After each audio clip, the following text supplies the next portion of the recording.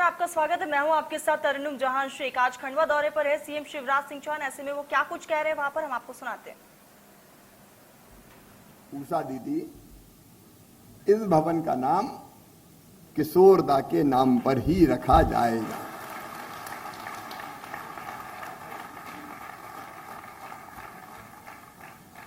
मेरे प्रिय बहनों और भाइयों, आज मध्य प्रदेश के सारे हमारे निर्धन भाई और बहन, देखिए आजादी 75 मना रही है, टंटिया मामा की भी भूमि है और हमने यहां स्मारक बनाया। लेकिन आजादी 75 का एक कार्यक्रम, भव्य कार्यक्रम टंटिया मामा की जन्मभूमि पर मनाया जाएगा। उसको विराट स्वरूप हम देंगे और उनके नाम पर जो स्मारक है उसको भी विराट स्वरूप प्रदान करेंगे। पूजे न गए शहीद तो फिर ये मंत्र कौन अपनाएगा? तोपों के मुंह से कौन अगर छातियां अपनी अड़ाएगा? चूमेगा फंदे कौन, गोलियां कौन वक्त पे खाएगा? अपने हाथों अपने मस्तक फिर आगे कौन बढ़ाएगा? पूजे न गए शहीद तो फिर ये बीज कहां से आएगा? धरती को मां कहकर माटी माथे से कौन लगाएगा? शहीदों की तो पूजा करनी है। मैं अमर शहीदों का चारण उनके जस गाया करता हूं। जो कर्ज राष्ट्र ने खाया है मैं उसे चुकाया करता हूं। वो कर्ज भी चुकाना पड़ेगा। लेकिन आजादी के 75वें साल एक बार हम विचार करें, 75 वर्षों में किसको क्या मिला। मैं प्रधानमंत्री जी को धन्यवाद देता हूं। वो विजनरी लीडर है, कल्पनाशील मस्तिष्क के धनी है। गरीब के लिए, किसान के लिए एक वैभवशाली भारत, एक गौरवशाली भारत, एक समृद्ध भारत, एक संपन्न भारत, एक शक्तिशाली भारत के निर्माण के लिए उन्होंने अपने आप को समर्पित किया है। वो परिश्रम की पराकाष्ठा और प्रयत्नों की परिसीमा कर रहे हैं। समाज के हर वर्ग के लिए योजनाएं बनी है। लेकिन कई बार मैं मुख्यमंत्री के रूप में भी जब सोचता हूं, बजट का बड़ा हिस्सा किसको मिलता है मेरे बहनों और भाइयों? जब हम आकलन करते हैं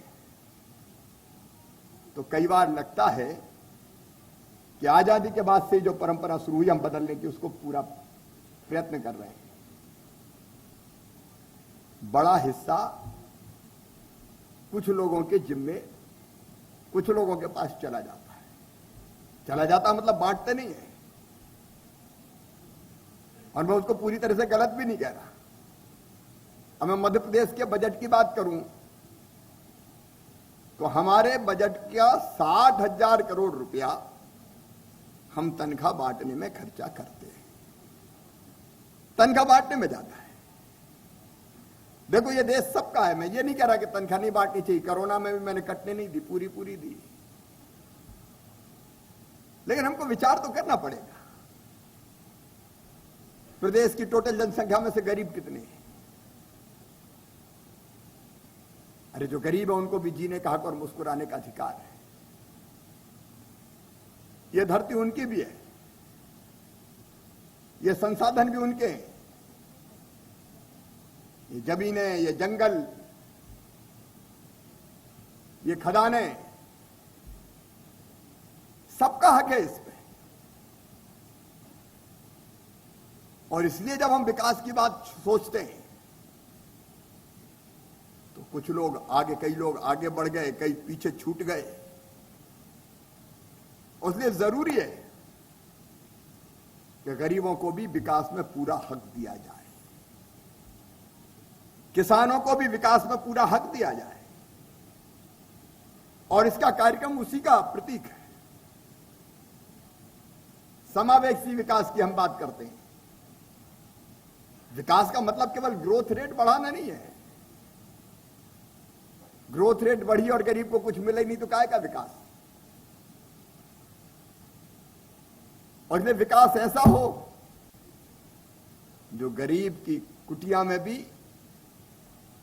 आशा और विश्वास का प्रकाश प्रकट कर दे। समावेशी विकास, सबके लिए विकास।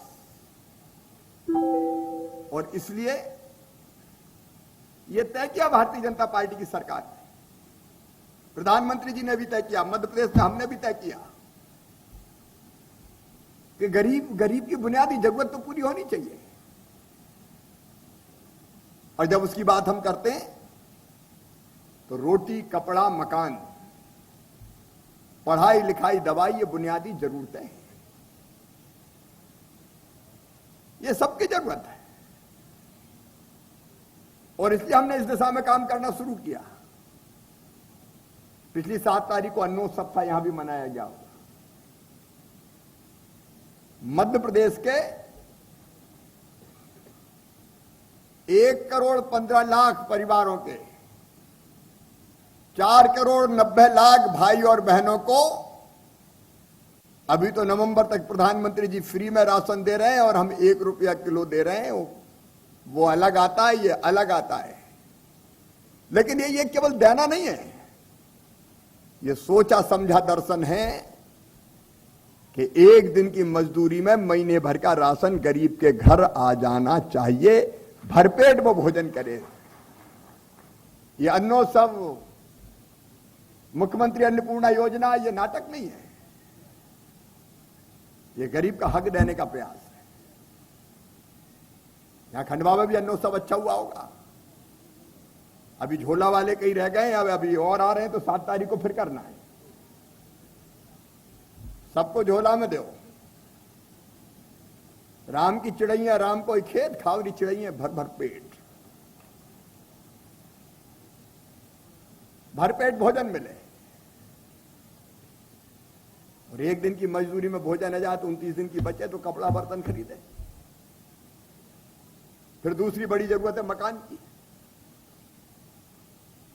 सिर छिपने के लिए, परिवार के लिए मकान तो सबके पास चाहिए।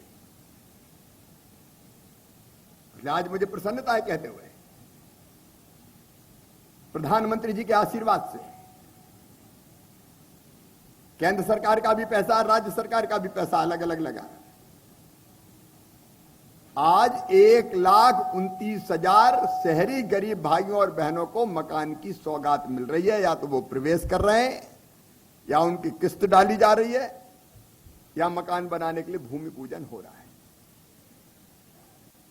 और आज मैं मध्य प्रदेश के ऐसे सभी बहनों और भाइयों को, वो गांव में रहते हो, वो शहर में रहते हो, आश्वस्त करना चाहता हूं,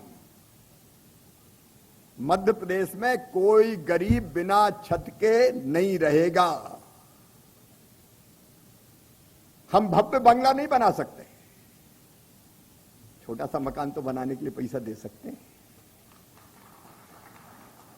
जिसमें अपने बच्चों के साथ वो चैन से रह सके। तब तो आजादी उसके लिए आएगी ना। और आज के ये कार्यक्रम उसी का प्रतीक है। और मध्य प्रदेश के मेरे बहनों और भाइयों, प्रधानमंत्री जी के आशीर्वाद से हमारा संकल्प है